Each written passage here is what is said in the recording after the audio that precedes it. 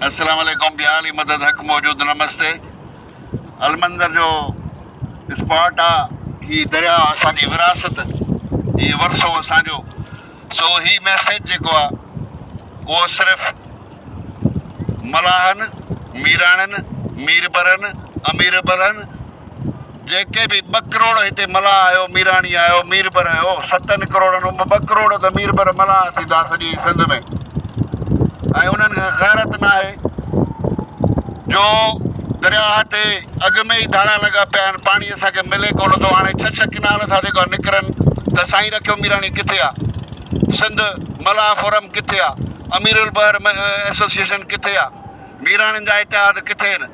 इहे मीरबर रुगो तव्हां मलाह जागी पओ त हिन दरिया खे ॾिसो केरु थो सुकाए, पर मीरबरनि में गैरत ई न आहे, मलाहनि में गैरत ई न आहे जो उहे निकिरी पवनि, उहे अॻिते अचनि। असांजो धंधो, असांजो रोज़गार, हीअ ट्रांसपोर्टेशन असांजी, असांजो वरसो, असां हिन जा वारिस।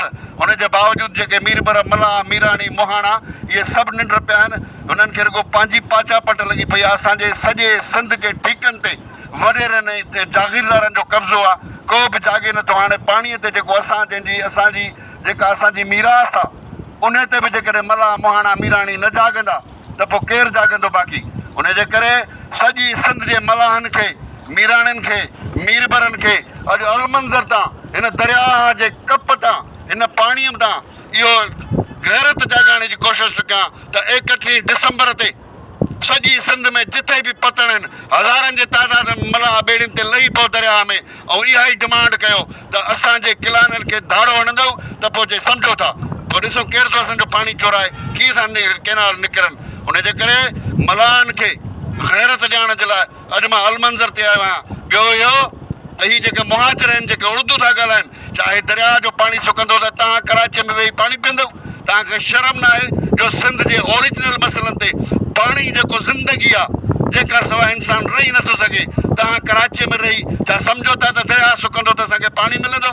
उनजे करे तव्हांखे कॾहिं गैरत ईंदी, तव्हां कॾहिं जाॻंदो उर्दू ॻाल्हाइण वारा जो सिंधियुनि जे असुलु मसइलनि ते तव्हां कॾहिं बि आवाज़ न उथारियो ऐं तव्हां इक़्तिदार ऐं हवालनि में वेही ऐं पोइ जॾहिं हिते सख़्तो थींदो, पाणी न हूंदो त पोइ तव्हांजी कराची खे कीअं मिलंदो?